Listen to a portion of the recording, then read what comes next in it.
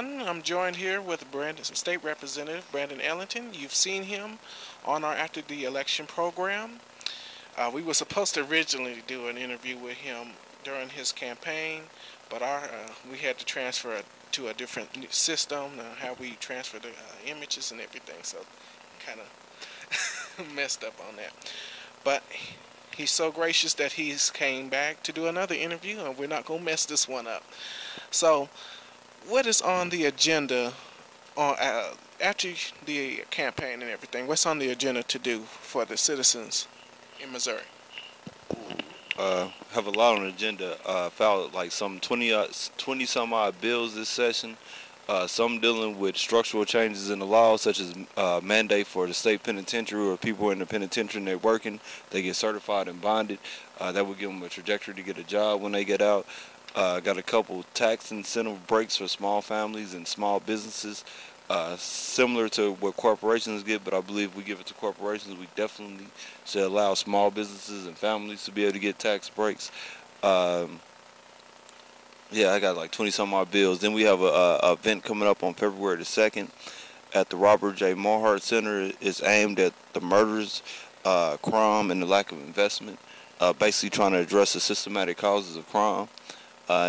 We actually plan on doing that statewide, but starting in Kansas City, we're going to implement it because in Kansas City we had 100-some plus murders yearly, 75 to 80 something of them on the east side of Kansas City.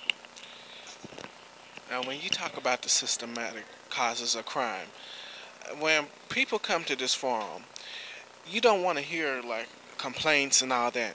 You want to hear how to improve, how to go forward. So, can you give people like an example of how it's going to be on February the 2nd, if I'm correct? Okay. Yeah.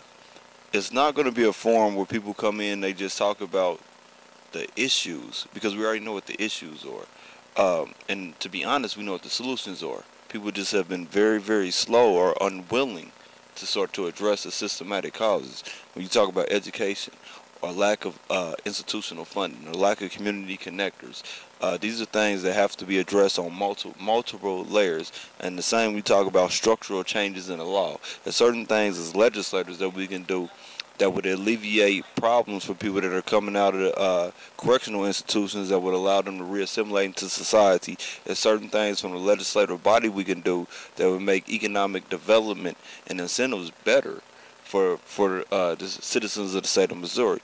Also, there's certain things that the local government has to do to reduce crime. And we're not putting it on law enforcement, because law enforcement place is to arrest people, to apprehend people, and corrections places to warehouse people, to keep people in a facility. Political entities should be doing everything they can to give citizens resources that they need to have productive, viable communities. So when you talk about the local government, we obviously want to see the local government, the city council and the mayor, start to invest in the impoverished areas of the city. Because we know that areas that have jobs and economic development and that don't have 1,000 boarded up houses and 1,000 abandoned buildings with broken windows and infrastructures that are being repaired is areas that businesses businesses want to move there. This lowers crime, because now you have a place where people can get jobs, and you also have natural investors, because you have people that own businesses in that area. You have people that are living in that area. So you take down the transitional movement in that area. When you talk about the prosecutors, obviously, because the prosecutors is on board, we're talking about certain things that they can do as far as either locking people up long term at the top tier, or they can do certain intervention style programs. Like, let's say you have a kid that's 16, you can either lock him up and throw away the key, or you can put him in some kind of program that would awaken that individual, and he also still have a chance to become a productive, viable citizen. We have mental health services involved. We have a lot of social service agencies that's coming down that's going to be involved, because when you talk about psychological issues or physiological issues, this is things that have to be addressed through the proper arenas. And I've reached out to as many institutions as I could. We have the school district, the school superintendent should be down there, because when you talk about the public education, now we're looking at the type of curriculum, that's being implemented in these schools, and we also looking at the extracurricular activities that are in these schools, because we know that schools that have extracurricular activities, you see investment from the students of that school. Uh, you look at a lot of inner city schools, they're lacking viable extracurricular activities. I played basketball when I was in school, but everybody doesn't play basketball. And some of the area charter schools, like last year, we covered at least two, at the most, of charter schools. And since the Kansas City, Missouri School District isn't kind of on point to, you know, raise those test scores up and everything, I think, you know, charter schools are, I guess, going to have to be an alternative to public schools. So, what is your take on some of the charter schools in the area?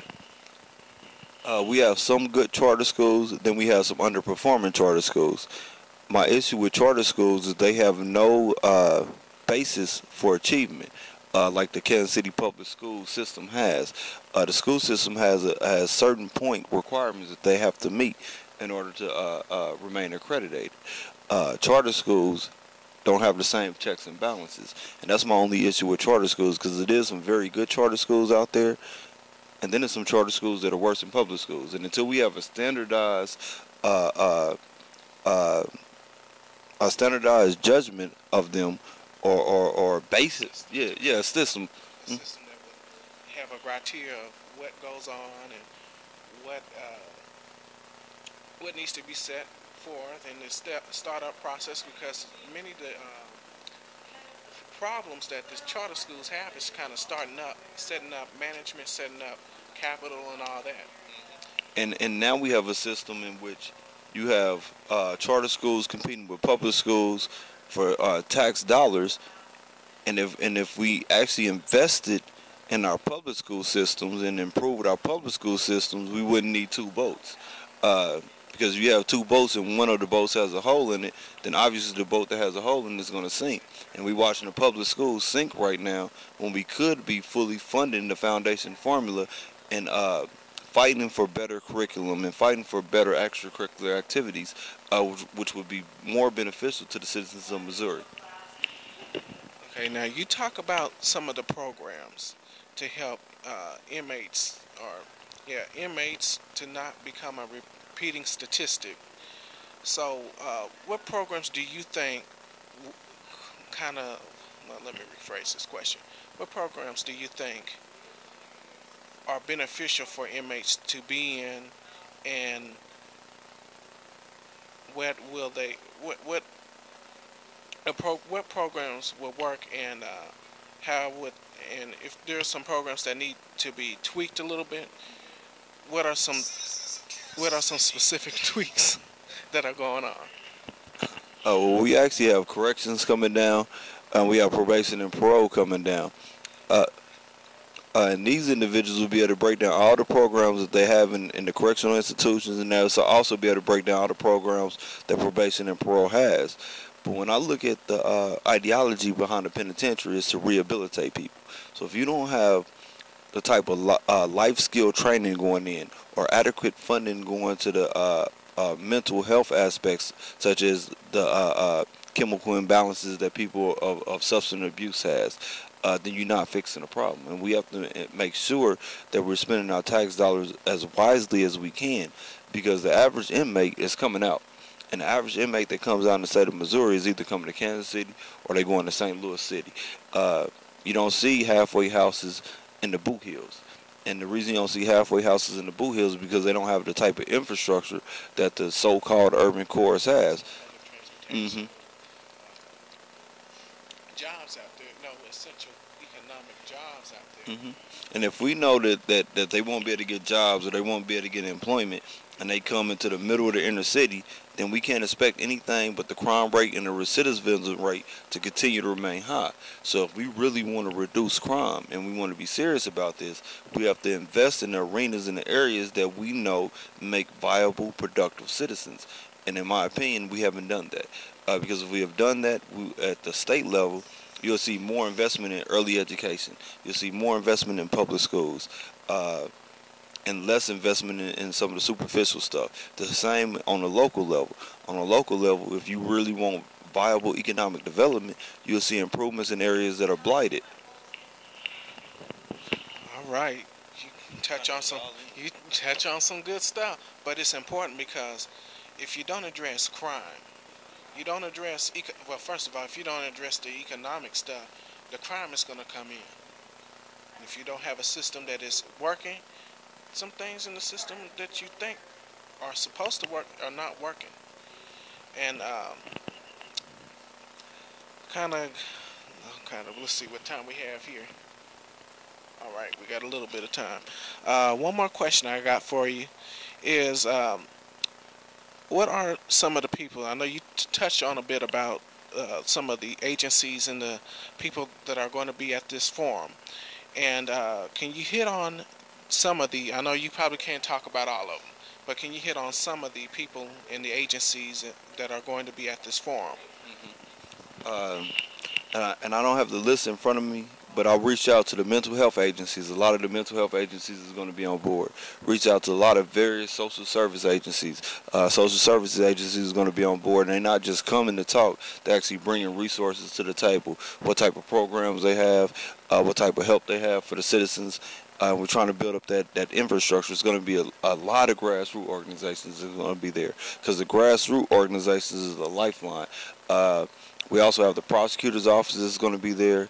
Some people from the police department. There's going to be some deputies from the police department that's going to be there. Various state legislators is going to be there. State senators is going to be there. We got county legislators involved. I believe Combat's going to be there. Like I said earlier, the superintendent of the school board should be there. Various board members of the school district will be there. Oh man, I have so many people that's coming down, and I'm missing a lot of organizations. That's just a handful. That's just a handful of some of the organizations that are coming to this forum. Like Brandon, State Rep has said himself, there are not to be no complaints. Come with a plan of action. Come with some statistics in your hand, if you can, and kind of combat those to the people. I want to say one thing though. You do want to come with complaints too, though. Only reason I said we're not just talking about the problem, you go to majority of forums, they say the same thing over and over and over again. But by having so many individuals in the political arena down there, certain things that has to come out from a legislative standpoint, we allocate funds to various institutions. And we don't necessarily follow up on them because it's on the local government to follow up. But if we don't know what's going on at the legislative body, it's going to be hard for us to intervene. Because and I just use one of the examples. When you look at something like TIF, tax increment finances, in certain ways by statute that TIFs is written up to be spent, and they're not being spent that way. So that's something that the legislative body needs to know. Like the e-tax, pretty much. Well, the e-tax would be local though. That would be city government. Right. And you've had last time that we talked, and it wasn't on camera. You had talked about some of the agencies that don't operate certain entities, like government. It has some say, like the state government, should I say, has some entities and some enforcement, but not all enforcement on local municipalities and all that. All right, to reiterate with you, the forum is on February the 2nd, if I'm correct. Robert Mohart Center. It's 2 to 5 p.m. We got that on the screen. Be ready to voice some of your concerns, but don't just make it just a complaint.